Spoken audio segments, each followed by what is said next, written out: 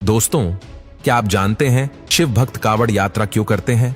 और क्या आपको पता है कावड़ यात्रा कितने प्रकार की होती है और इस कावड़ यात्रा के दौरान इन गोल हांडी में किस प्रकार का जल होता है? तो चलिए आपको बताते हैं कि कावड़ यात्रा शुरू कैसे हुई और कावड़ यात्रा की परंपरा और कावड़ को ले जाने के नियम क्या है।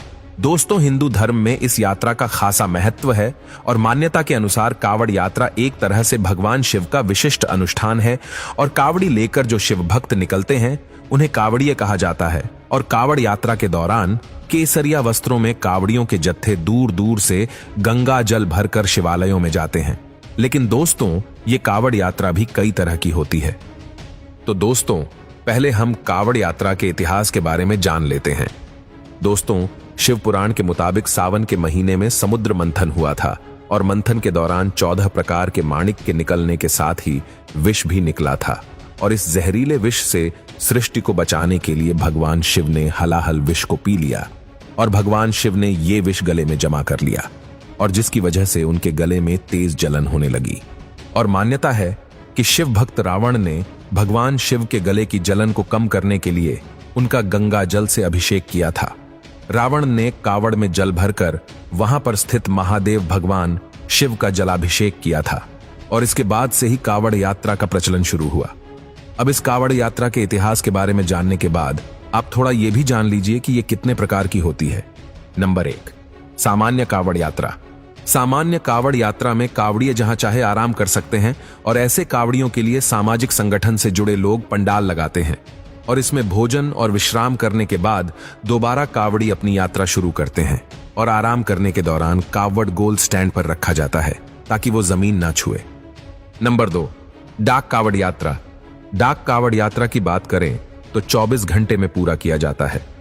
इस यात्रा में कावड़ लाने का संकल्प लेकर 10 या उससे ज्यादा युवाओं की टोली गाड़ी में सवार होकर गंगा तट पर जाती है और इस यात्रा के समय टोली में से 1-2 सदस्य लगातार नंगे पैर गंगा जल हाथ में लेकर दौड़ते हैं। एक के थक जाने के बाद दूसरा दौड़ लगाता है और इसलिए डाक कावड़ को सबसे मुश्किल माना जाता है। नंबर 3, झांकी कावड़ यात्रा।